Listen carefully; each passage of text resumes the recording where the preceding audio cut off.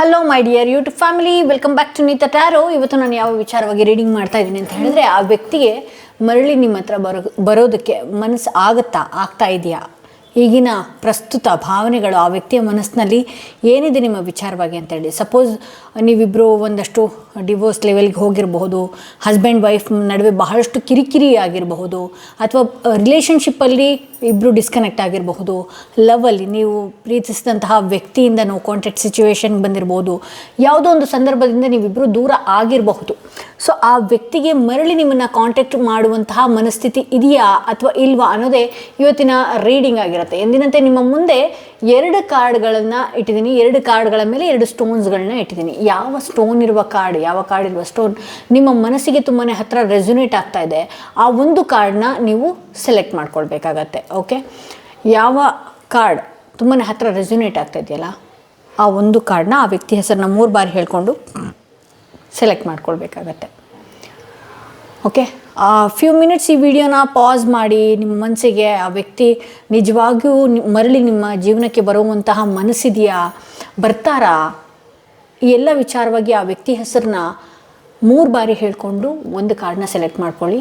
ಆ ವ್ಯಕ್ತಿಯನ್ನು ನೆನೆಸ್ಕೊಂಡಾಗ ಯಾವ ಕಾರ್ಡ್ ನಿಮ್ಮ ಮನಸ್ಸಿಗೆ ಹತ್ರ ಆಗುತ್ತಲ್ಲ, ಅಲ್ಲಿ ನಿಮ್ಮ ಎನರ್ಜಿ ಕನೆಕ್ಟ್ ಆಗಿರುತ್ತೆ, ಆ ವ್ಯಕ್ತಿಯ ಭಾವನೆಗಳು ಕನೆಕ್ಟ್ ಆಗ್ತಾ ಹೋಗುತ್ತೆ.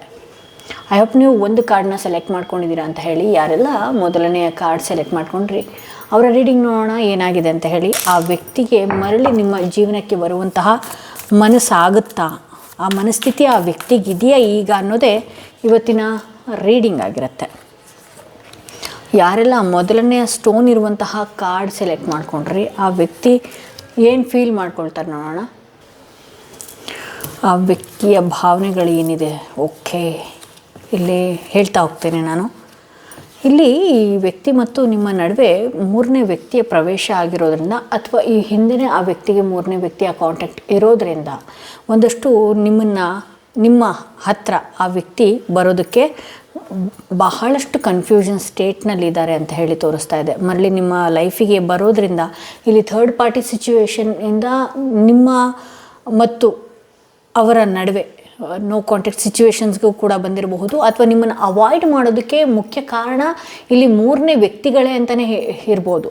ಇದರಿಂದ ನೀವು ಬಹಳಷ್ಟು ಮಾನಸಿಕವಾಗಿ ನೊಂದಿದ್ದೀರಿ, ಕೊರಗ್ತಾ ಇದ್ದೀರಿ. ಇನ್ನೂ ಕೂಡ ಆ ವ್ಯಕ್ತಿಯ ಮೇಲೆ ಒಂದಷ್ಟು ಹೋಪ್ಗಳನ್ನು ನೀವು ಇಟ್ಕೊಂಡಿದ್ದೀರಿ. ಆ ವ್ಯಕ್ತಿ ನನ್ನ ಹತ್ರ ಮತ್ತೆ ಮರಳಿ ಬರಬಹುದು, ನನ್ನನ್ನು ಸೇರಬಹುದು, ಈ ಎಲ್ಲ ಹೋಪ್ಗಳನ್ನು ಕೂಡ ಇನ್ನೂ ಕೂಡ ಇಟ್ಕೊಂಡಿದ್ದೀರಿ. ಬಟ್ ಆದರೆ ಆ ವ್ಯಕ್ತಿಗೆ ನಿಮ್ಮ ನೆನಪು ಇಲ್ವಾ ಅಂತ ನಾನು ನೋಡೋದಕ್ಕೆ ಹೋದರೆ, ಆ ವ್ಯಕ್ತಿಗೆ ನಿಮ್ಮ ಜೊತೆ ಕಳೆದಂಥ ಕ್ಷಣಗಳಾಗಿರಬಹುದು, ಅಥವಾ ನಾನು ನಿನ್ನನ್ನು ಮೋಸ ಮಾಡಿದ್ದೀನಿ ಅನ್ನುವಂತಹ ಫೀಲ್ ಯಾವುದೇ ಕಾರಣಕ್ಕೂ ಅದು ಇದ್ದೇ ಇದೆ. ಅವರು ಒಂದು ದಿನವೂ ಕೂಡ ನಿಮ್ಮನ್ನು ನೆನೆದೇ ಇಲ್ಲ ಅಂತಲೇ ಹೇಳ್ಬಹುದು. ಯಾಕೆ ಅಂತ ಹೇಳಿದ್ರೆ, ಈ ವ್ಯಕ್ತಿ ನೋಡಿ, ಅವರು ಥರ್ಡ್ ಪಾರ್ಟಿಗೋಸ್ಕರ ಅಥವಾ ಯಾವುದೋ ಒಂದು ಮಧ್ಯವರ್ತಿಗಳಿಗೋಸ್ಕರ ನಿಮ್ಮಿಬ್ಬರ ಸಂಬಂಧನ ದೂರ ಮಾಡ್ಕೊಂಡಿರಬಹುದು. ಇದರಿಂದ ನೀವು ಬಹಳಷ್ಟು ಹರ್ಟ್ ಆಗಿದ್ದೀರಿ, ನೀವು ಬಹಳಷ್ಟು ನೋವಿಗೆ ಒಳಗಾಗಿದ್ದೀರಿ ಅಂತ ಎಲ್ಲ ವಿಚಾರಗಳು ಆ ವ್ಯಕ್ತಿಗೆ ಬಹಳಷ್ಟು ಚೆನ್ನಾಗಿ ಗೊತ್ತಿದೆ ಅಂತಲೇ ಹೇಳ್ಬೋದು. ಇಲ್ಲಿ ಕನ್ಫ್ಯೂಷನ್ನಲ್ಲಿದ್ದಾರೆ. ನಾನು ಹೋಗಬೇಕಾ ಬೇಡವಾ, ಇದನ್ನು ಯಾವ ರೀತಿ ನಾನು ಮುಂದುವರಿಸಬೇಕು ಅನ್ನುವಂತಹ, ಹಾಗೆ ನೀವು ಕೇಳುವಂತಹ ಪ್ರಶ್ನೆಗಳನ್ನು, ಆ ಪ್ರಶ್ನೆಗಳಿಗೆ ಆ ವ್ಯಕ್ತಿ ಉತ್ತರ ಕೊಡೋದಕ್ಕೆ ಆಗ್ತಾನೇ ಇಲ್ಲ. ಯಾವ ರೀತಿ ನಾನು ಈ ಸಿಚುವೇಶನ್ಸ್ನ ಹ್ಯಾಂಡಲ್ ಮಾಡಬೇಕು ಅನ್ನೋದು ಕೂಡ ಆ ವ್ಯಕ್ತಿಗೆ ಅರ್ಥ ಆಗ್ತಾ ಇಲ್ಲ ಅಂತಲೇ ತೋರಿಸುತ್ತೆ. ಇಲ್ಲಿ 6 ಆಫ್ ಪೆಂಟಿಕಲ್ಸ್ ಬಂದಿರೋದ್ರಿಂದ ಆ ವ್ಯಕ್ತಿಗೆ ನಿಮಗೆ ಬೇಕಾಗಿರುವ ರೀತಿಯಲ್ಲಿ ಸಹಾಯ ಮಾಡಬೇಕು, ಅಥವಾ ನಾನು ಏನಾದರೂ ಒಂದು ಹೆಲ್ಪ್ ಮಾಡಬೇಕು, ನಾನು ಈ ರೀತಿ ಇರಬೇಕು ಅನ್ನುವಂತಹ ಎಲ್ಲ ಆಸೆಗಳು ಇದೆ. ಫ್ಯೂಚರಲ್ಲಿ ನಾನು ತುಂಬಾ ಮೋಸ ಮಾಡಿಬಿಟ್ಟಿದ್ದೀನಿ ಈ ಪಾಸ್ಟಲ್ಲಿ. ಫ್ಯೂಚರಲ್ಲಿ ನಾನು ಇವ್ರಿಗೆ ಯಾವುದಾದ್ರೂ ಒಂದು ರೀತಿಯಲ್ಲಿ, ಯಾವುದಾದ್ರೂ ಒಂದು ವಿಚಾರದಲ್ಲಿ ನನ್ನಿಂದ ಇವರಿಗೆ ಸಹಾಯ ಮಾಡಬಹುದೇನೋ ಅನ್ನುವಂತಹ ಫೀಲ್ ಈಗಲೂ ಇದೆ ಆ ವ್ಯಕ್ತಿಗೆ. ಓಕೆ, ಇಲ್ಲಿ ವೀಲ್ ಆಫ್ ಫಾರ್ಚೂನ್ ಬಂದಿರೋದ್ರಿಂದ ಸಮಯ ಕಳೀತಾ ಇದ್ದ ಹಾಗೆ ಒಂದಷ್ಟು ಈಗಿನ ಗಲಾಟೆಗಳಾಗಿರ್ಬೋದು, ಜಗಳಗಳಾಗಿರ್ಬೋದು, ಯಾವುದೇ ಒಂದು ಮಾನಸಿಕ ಒತ್ತಡಗಳಾಗಿರಬಹುದು, ಪ್ರೆಷರ್ ಆಗಿರಬಹುದು, ಬಹಳಷ್ಟು ಬಿಸಿ ಇದೆ. ಆ ವಿಚಾರಗಳು ಬಹಳಷ್ಟು ಬಿಸಿ ಇದೆ. ಸೊ ಹಾಗಾಗಿ ಆ ವ್ಯಕ್ತಿಗೆ ನಿಮ್ಮ ಹತ್ರ ಬರೋದಕ್ಕೆ ಈಗ ಆಗ್ತಾ ಇಲ್ಲ. ಬಟ್ ಆದರೆ ಅವರ ಮನಸ್ಸಿನಲ್ಲಿ ನೀವಿದ್ದೀರಿ. ನಿಮಗೆ ಮಾಡಿರುವಂತಹ ಮೋಸಕ್ಕೆ ಆ ವ್ಯಕ್ತಿಗೆ ಪಶ್ಚಾತ್ತಾಪಗಳಿದೆ. ಅವ್ರು ಅವಾಯ್ಡ್ ಮಾಡ್ತಿರ್ಬೋದು, ನಿಮ್ಮಿಂದ ದೂರ ಹೋಗಿರ್ಬೋದು, ಏನೇ ಆಗಿರ್ಬೋದು. ಬಟ್ ಟೈಮ್ ಕಳೀತಾ ಇದ್ದ ಹಾಗೆ ಈ ವ್ಯಕ್ತಿ ನಿಮ್ಮ ಹತ್ರ ಮರಳಿ ಬರುವಂತಹ ಸಾಧ್ಯತೆಗಳು ಹೆಚ್ಚಾಗಿ ನಾನು ನೋಡ್ತಾ ಇದ್ದೀನಿ. ಬಟ್ ಆದರೆ ಈ ಕನ್ಫ್ಯೂಷನಲ್ಲಿದ್ದಾರೆ, ಅವರ ಮನಸ್ಸಿನಲ್ಲಿ ನೀವು ಈಗಲೂ ಕೂಡ ಇದ್ದೀರಿ ಅಂತಲೇ ತೋರಿಸುತ್ತೆ. ಓಕೆ, ಬಹುಶಃ ಇನ್ ಫ್ಯೂಚರಲ್ಲಿ ಅವರಿಂದ ನಿಮ್ಗೆ ಏನಾದರೂ ಹೆಲ್ಪ್ ಆಗಬಹುದು, ಅಥವಾ ನಿಮ್ಮಿಂದ ಅವರಿಗೂ ಕೂಡ ಏನಾದರೂ ಹೆಲ್ಪ್ ಆಗಬಹುದು ಅನ್ನುವಂಥ ರೀತಿಯೂ ಕೂಡ ತೋರಿಸುತ್ತೆ. ಇಲ್ಲಿ ಭಾಳಷ್ಟು ಸಂಬಂಧಗಳು ನಿಮ್ಮಿಂದ ಹೆಲ್ಪನ್ನ ಎಕ್ಸ್ಪೆಕ್ಟ್ ಮಾಡಿದ್ದಾರೆ ಅಂತಲೇ ನಾನು ಹೇಳಬಹುದು. ನಿಮ್ಮಿಂದ ಕೆಲವೊಂದು ವಿಚಾರದಲ್ಲಿ ಅವರು ಸಮಾಧಾನವಾಗೂ ಕೂಡ ಇದ್ದಾರೆ. ನಿಮ್ಮ ಮಾತುಗಳಾಗಿರಬಹುದು, ಅಥವಾ ನೀವು ಖುಷಿಯ ದಿನಗಳನ್ನು ಕೊಟ್ಟಿರುವಂಥದ್ದಾಗಿರಬಹುದು, ಸಂತೋಷದ ಕ್ಷಣಗಳು ಕಳೆದಿರುವಂಥದ್ದಾಗಿರ್ಬೋದು, ಅದೆಲ್ಲನೂ ಕೂಡ ಆ ವ್ಯಕ್ತಿಯ ಮೈಂಡಲ್ಲಿದೆ. ಬಟ್ ಆದರೆ ನಿಮ್ಮನ್ನು ಈಗ ಕಾಂಟ್ಯಾಕ್ಟ್ ಮಾಡಿದ್ರೆ ಎಲ್ಲಿ ನಾನು ಮತ್ತೆ ತಪ್ಪಿಗೆ ಸಿಕ್ಕಾಕೊಳ್ತೀನೋ, ಅಥವಾ ನೀವು ಕೇಳುವಂತಹ ಪ್ರಶ್ನೆಗಳಿಗೆ ಉತ್ತರ ಇಲ್ಲದೆ ಈ ವ್ಯಕ್ತಿ ಒಂದಷ್ಟು ಸೈಲೆಂಟ್ ಆಗಿದ್ದಾರೆ. ನೀವು ಅಷ್ಟೇ, ಇದು ಏನೇ ಒಂದು ಮೂಮೆಂಟ್ ಆಗಿರಲಿ, ಏನೇ ಒಂದು ಕಿತ್ತಾಟ ಆಗಿರಲಿ, ಏನೇ ಒಂದು ಜಗಳಗಳಾಗಿರಲಿ, ಈ ವಾತಾವರಣ ಒಂದಷ್ಟು ತಣ್ಣಗಾಗೋದಕ್ಕೆ ಬಿಟ್ಬಿಡಿ. ನಂತರದಲ್ಲಿ ನೀವು ಈ ವ್ಯಕ್ತಿಗೆ ಪ್ರಶ್ನೆ ಮಾಡ್ತಿರೋ, ಇನ್ನೊಂದು ಮಾಡ್ತಿರೋ, ಅದನ್ನೆಲ್ಲ ಮಾಡ್ಕೊಳ್ಳಿ. ಬಟ್ ಈ ಮೂಮೆಂಟ್ ಏನಿದೆ, ಈ ಬಿಸಿ ವಾತಾವರಣ ಏನಿದೆ, ಒಂದಷ್ಟು ಕೂಲ್ ಆಗಲಿ ಅಂತಲೇ ಹೇಳ್ಬೋದು. ಸೊ ಇದು ಇವತ್ತಿನ ಮೊದಲನೆಯ ಕಾರ್ಡ್ ರೀಡಿಂಗ್ ಆಗಿತ್ತು. ಆ ವ್ಯಕ್ತಿ ಮರಳಿ ಬರುವ ಮನಸ್ಸಾಗುತ್ತಾ ಅಂತ ಹೇಳಿದ್ರೆ ಆಬ್ವಿಯಸ್ಲಿ ಇನ್ ಫ್ಯೂಚರಲ್ಲಿ ಅವ್ರು ನಿಮ್ಮನ್ನು ಕಾಂಟ್ಯಾಕ್ಟ್ ಮಾಡುವ ಸಾಧ್ಯತೆ ಅತಿ ಹೆಚ್ಚಾಗಿ ನೋಡ್ಬೋದು. ಬಟ್ ಆದರೆ ಈಗ ಒಂದಷ್ಟು ಅವರ ಟೈಮ್ ಆಗಿರಬಹುದು, ಸಿಚುವೇಶನ್ ಆಗಿರ್ಬೋದು, ಅವ್ರಿಗೆ ಕಟ್ ಹಾಕಿದಾಗ ಆಗಿದೆ. ಯಾರೆಲ್ಲ ಸೆಕೆಂಡ್ ಸ್ಟೋನ್ ಇರುವಂತಹ ಕಾರ್ಡ್ ಸೆಲೆಕ್ಟ್ ಮಾಡ್ಕೊಂಡ್ರಿ, ಅವರ ರೀಡಿಂಗ್ ನೋಡೋಣ ಏನಾಗಿದೆ ಅಂತ ಹೇಳಿ. ಯಾರೆಲ್ಲ ಸೆಕೆಂಡ್ ಸ್ಟೋನ್ ಇರುವಂತಹ ಕಾರ್ಡ್ ಸೆಲೆಕ್ಟ್ ಮಾಡ್ಕೊಂಡ್ರೆ ಅವರ ರೀಡಿಂಗ್ ನೋಡೋಣ. ಆ ವ್ಯಕ್ತಿಗೆ ನಿಮ್ಮ ಹತ್ತಿರ ಬರುವ ಮನಸ್ಸು ಆಗುತ್ತಾ ಅಥವಾ ಇಲ್ವಾ ಅನ್ನೋದೇ ಇವತ್ತಿನ ರೀಡಿಂಗ್ ಆಗಿರುತ್ತೆ. ಓಕೆ, ಅಗೇನ್ ಇಲ್ಲೂ ಕೂಡ 3 ಆಫ್ ಸ್ವಾರ್ಡ್ಸ್. ಇಲ್ಲಿ 9 ಆಫ್ ಪೆಂಟಿಕಲ್ಸ್ ಬಂದಿರೋದ್ರಿಂದ ಈ ವ್ಯಕ್ತಿಗೆ ಅಂದರೆ ಒಂದಷ್ಟು ಬ್ಯೂಟಿ ಆಗಿರಬಹುದು, ಅಥವಾ ಅವಕಾಶಗಳಾಗಿರ್ಬೋದು, ಆಪರ್ಚುನಿಟೀಸ್ಗಳಾಗಿರಬಹುದು, ಯಾವಾಗ ಬೇಕಾದರೂ ಇವರು ಬದಲಾಗುವ ಸಾಧ್ಯತೆ ಇದೆ. ಬಿಕಾಸ್ ಇಲ್ಲಿ ಕೆಲವೊಂದು ಸಲ ಬೇರೆಯವ್ರ ಒಟ್ಟಿಗೂ ಚೆನ್ನಾಗಿರ್ತಾರೆ, ಅಥವಾ ನಿಮ್ಮೊಟ್ಟಿಗೂ ಚೆನ್ನಾಗಿರ್ತಾರೆ. ಇವರಿಗೆ ಎಲ್ಲಿ ಮೈಂಡ್ ಡೈವರ್ಟ್ ಆಗುತ್ತೋ, ಅಥವಾ ಇವ್ರನ್ನ ಯಾವಾಗಲೂ ಹಾಡಿ ಹೊಗಳುವಂಥದ್ದು, ಅಥವಾ ಇವ್ರಿಗೆ ಕೆಲಸ ಎಲ್ಲೇ ಆಗುತ್ತೋ ಅಂಥ ಕಡೆ ಬೇಗ ವಾಲುವಂತಹ ವ್ಯಕ್ತಿ ಇವರು ಅಂತ ಹೇಳಿ ತೋರಿಸುತ್ತೆ. ಬಟ್ ಇಲ್ಲಿ 3 ಆಫ್ ಸ್ವಾರ್ಡ್ಸ್ ಸೆಕೆಂಡ್ ಕಾರ್ಡಲ್ಲಿರೋದ್ರಿಂದ ಅಗೇನ್ ಇಲ್ಲೂ ಕೂಡ ನಿಮ್ಮಿಬ್ಬರ ಸಂಬಂಧದಲ್ಲಿ 3ನೇ ವ್ಯಕ್ತಿಯ ಪ್ರವೇಶ ಪರ್ಟಿಕ್ಯುಲರ್ ಆಗಿದೆ. ಸೊ ಹಾಗಾಗಿ ಈ ವ್ಯಕ್ತಿಗೆ ನೀವೇನೇ ಕ್ವಶನ್ಸ್ಗಳನ್ನು ಕೇಳಿದ್ರೂ ಕೂಡ ಪ್ರೂಫ್ ಏನಿದೆ, ಇನ್ನೊಂದೇನಿದೆ, ಮತ್ತೊಂದೇನಿದೆ, ನನ್ನನ್ನು ಅವಾಯ್ಡ್ ಯಾಕೆ ಮಾಡ್ತಿದ್ದೆ ಅಂತ ಹೇಳಿದ್ರೆ ಬಹಳಷ್ಟು ಮ್ಯಾನಿಪುಲೇಷನ್ಸ್ಗಳನ್ನ ನಿಮ್ಗೆ ಮಾಡ್ತಾರೆ. ರಿಡ್ಜಾಗಿ ವರ್ತನೆ ಮಾಡ್ತಾರೆ, ಹಠಕ್ಕೆ ಬಿದ್ದಿರುವ ರೀತಿಯಲ್ಲಿ. ನಾನು ಇರೋದೇ ಹೀಗೆ ಇದ್ರೆ ನೀನು ಈ ರೀತಿ ಇರು, ಇಲ್ಲಾಂದರೆ ಮುಂದಕ್ಕೆ ಹೋಗ್ತಾ ಇರು ಅನ್ನುವ ರೀತಿಯಲ್ಲಿ ಬಹಳಷ್ಟು ಒಂದು ಬಿಗಿಯಾಗಿ ಕೂತ್ಬಿಟ್ಟಿದ್ದಾರೆ ಈ ವ್ಯಕ್ತಿ ಅಂತ ಹೇಳಿ. ಇದರಿಂದ ನಿಮಗೆ ಬಹಳಷ್ಟು ಕನ್ಫ್ಯೂಷನ್ ಆಗ್ತಾ ಇದೆ. ನಾನು ಒಂಟಿ ಏನೋ ಅನ್ನುವಂತಹ ಭಾವನೆಗಳು ನಿಮಗೆ ಎಲ್ಲನೂ ಇದ್ದು ಕೂಡ ಎಲ್ಲ ಇದೆ ನಿಮ್ಮ ಸುತ್ತ.